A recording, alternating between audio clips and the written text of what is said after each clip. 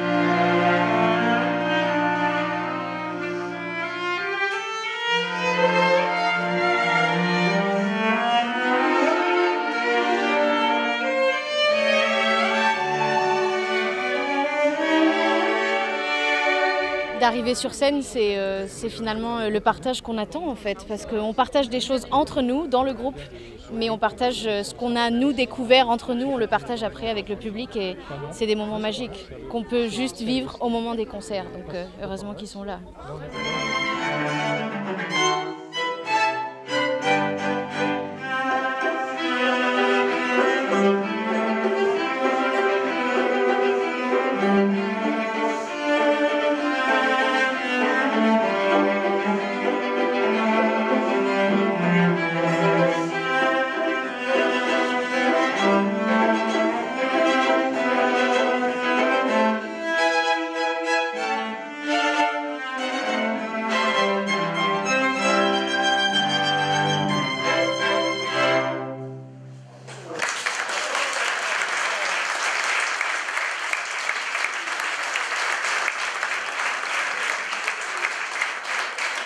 J'ai beaucoup de plaisir à jouer à Jetmo, je trouve le lieu magnifique.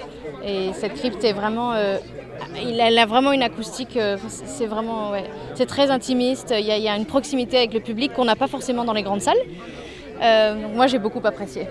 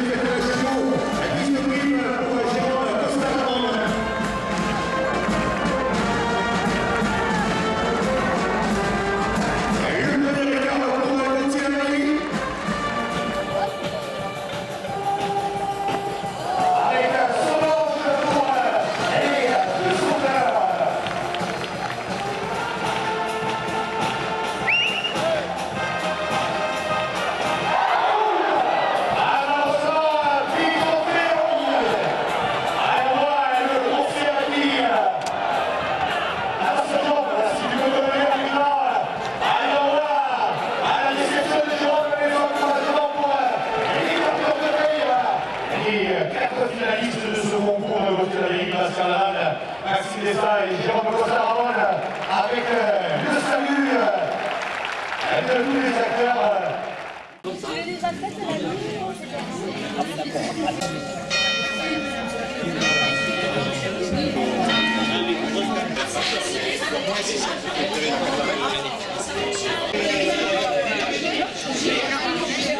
Bonsoir, est-ce que vous pouvez nous présenter ce qui va se passer là aujourd'hui à Serrelousse? Oui, avec plaisir.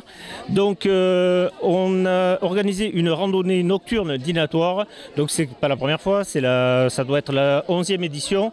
Donc on essaye chaque année de faire ça sur un village différent de l'ancien canton de la Genneau, bien sûr. Et donc l'année dernière on était à Poudingue, cette année on a choisi Serrelousse. Donc sur le parcours on propose les entrées à mi-parcours et le reste du repas se fait à l'arrivée. Donc il y aura le plat principal, fromage, dessert, café.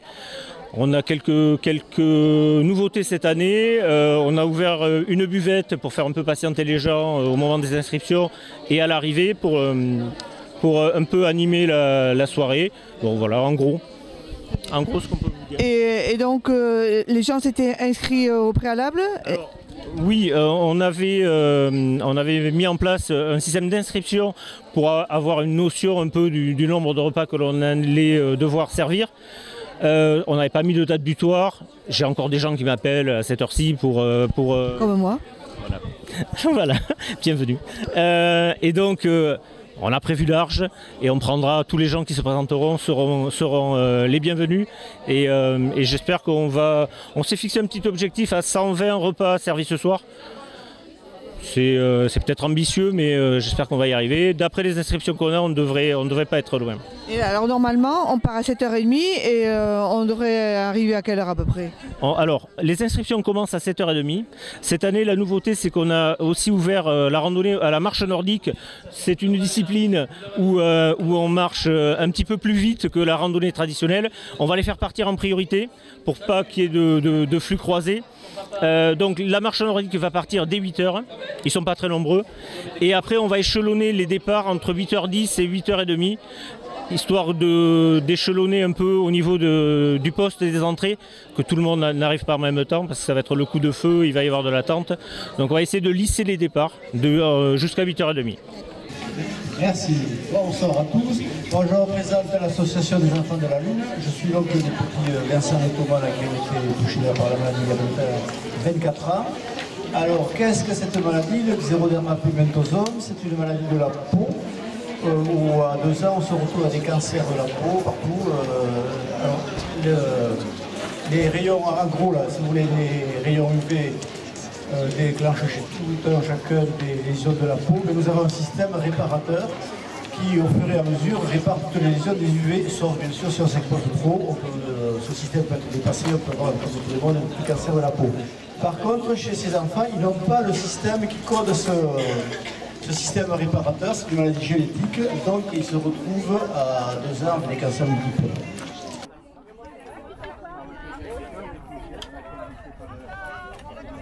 Allez, c'est parti Monique, on est dans les premières, attends,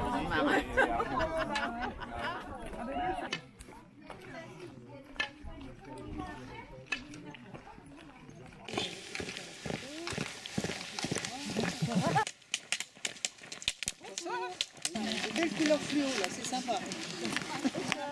Bonsoir.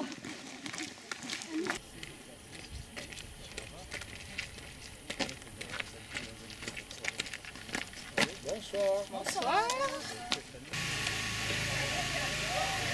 je comprends, je comprends.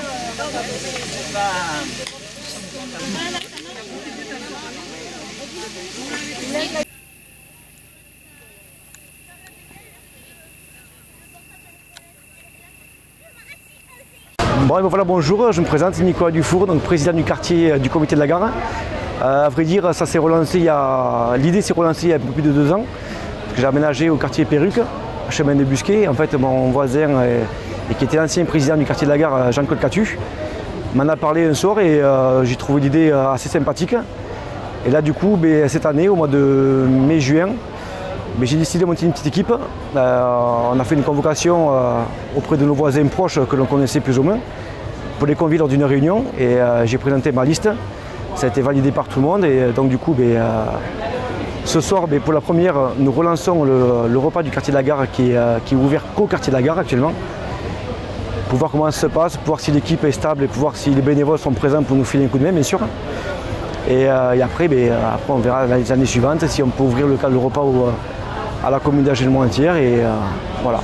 Et quoi dire de plus, je suis très content parce qu'en fait lors de cette première réunion on s'est retrouvé à peu près 20-25 personnes qui sont venues participer à cette réunion. Beaucoup de jeunes et quand même pas mal d'anciens aussi également. Donc tout le monde est plein d'idées, tout le monde est chaud bouillant. Donc je pense que le quartier est en train de bien se structurer, il devrait bien redémarrer. Et maintenant on n'a plus qu'à assurer par ce petit repas qui va être servi ce soir. Donc en entrée une assiette assez tendance, mais sans le foie gras malheureusement, parce qu'on débute donc on ne sait pas où on va. Cochon de lait et tarte aux pommes, du vin rouge, du vin rosé, voilà. Et pour 200 personnes. Et oui, et tout à fait d'ailleurs, et au niveau des participants, au niveau des réservations, nous avons 203 adultes, un peu plus de 22 enfants. Donc pour une première c'est beaucoup. Donc un petit peu de pression. Et encore on a refusé parce que beaucoup de gens de l'extérieur du quartier voulaient venir. Alors des groupes de 4, de 8 ou de 10. On ne pouvait pas subvenir à tout le monde. Par manque de place, on ne savait pas si la météo allait être clémente ou pas. Donc il y a beaucoup de critères qui ont fait que j'ai pris la responsabilité de stopper à 220, 225. Peut-être que je me suis trompé ou pas, mais bon, je me suis certainement trompé. C'est un très bon début. C'est ça. Mais bon, le temps il est présent, donc on aurait pu accepter 20 ou 25 personnes de plus, mais bon, voilà, je ne suis pas météorologue. C'est ça, pour la première, c'est voilà. Déjà pas mal. Non, c'est très bien pour la première. Et je remercie beaucoup les gens du quartier qui ont répondu présent à cette soirée. Et je pense que tout le monde va passer une bonne soirée. Voilà. Merci Nicolas. Merci à vous.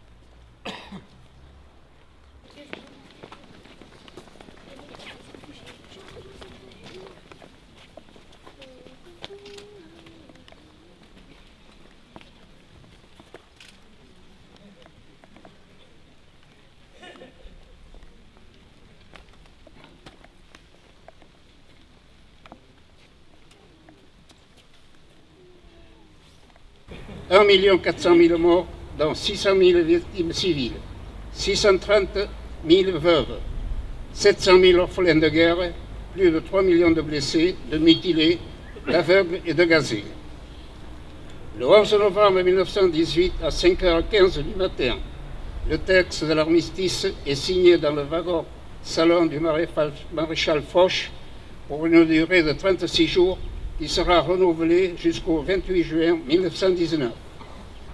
Désormais, le silence domine là où l'orage d'acier a tonné avec fureur. Il règne sur d'innombrables champs de bataille qui ont chargé un si long cortège de morts, de mutilés, de blessés et de traumatisés. Les traités sont signés. L'allégresse de la victoire s'est déployée dans une ampleur incomparable le 14 juillet 1919. L'état de siège vient d'être levé. La vie sociale et politique reprend ses droits. La démobilisation poursuit sa lente progression.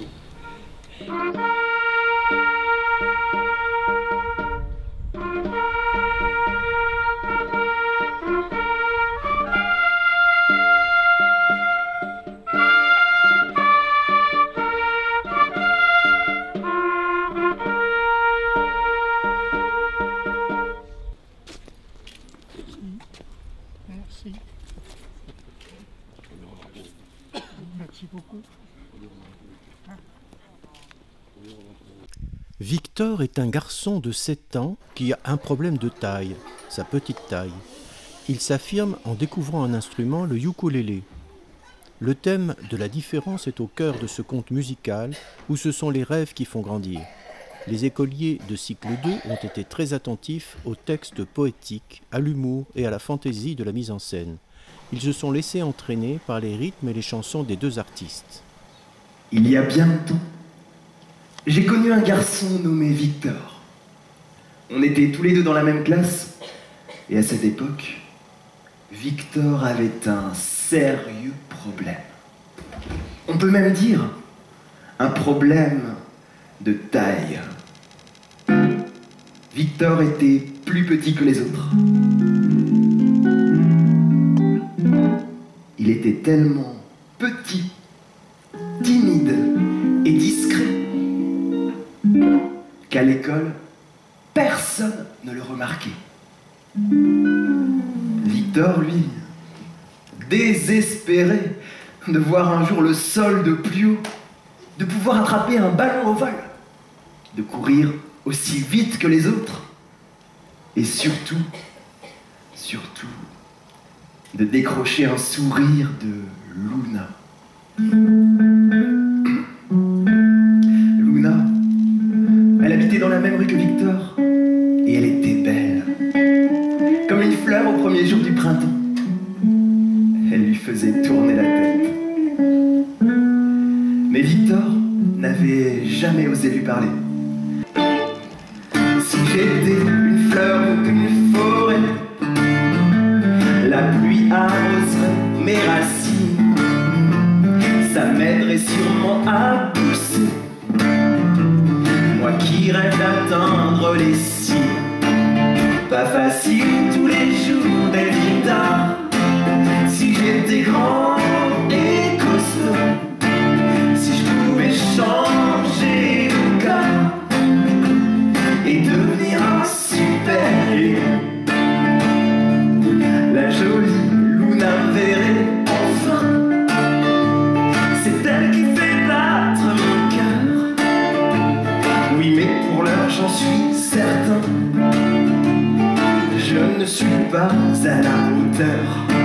Nicolas, alors pouvez-vous nous parler un peu de votre travail de musicien pour ce conte? Alors c'est un premier spectacle jeune public en ce qui nous concerne. C'est un projet qui me trottait dans la tête depuis quelques années déjà. À force de d'écrire des chansons avec les enfants dans le cadre d'ateliers d'écriture, j'ai eu envie petit à petit de faire des chansons pour les enfants. Voilà, donc on a travaillé pendant une année sur ce spectacle, sur ce projet de spectacle, Victor et le ukulélé, qui est un spectacle donc, qui a été produit par les JM France, les Jeunesses Musicales de France. Et donc là, c'est la deuxième année que nous tournons ce spectacle un peu partout en France. Nous en sommes à peu près à 150 représentations déjà. Voilà, et on est très heureux du retour du public. Voilà, oui. Ce qui est intéressant, c'est de voir comment réagissent les enfants. Alors ici, à Jetmo, quelle est votre réaction? Moi, j'ai trouvé que les deux représentations qu'on a fait jusqu'à maintenant, une cet après-midi, étaient très... le public, les enfants étaient très à l'écoute, très réactifs. Dès qu'on leur demande de participer, ils sont vraiment... ils partent au quart de tour, et ça, c'est génial. Et en même temps, ils savent écouter, vraiment. Et ça, c'était très agréable, les deux fois. Bon, merci beaucoup. Merci. Ça va?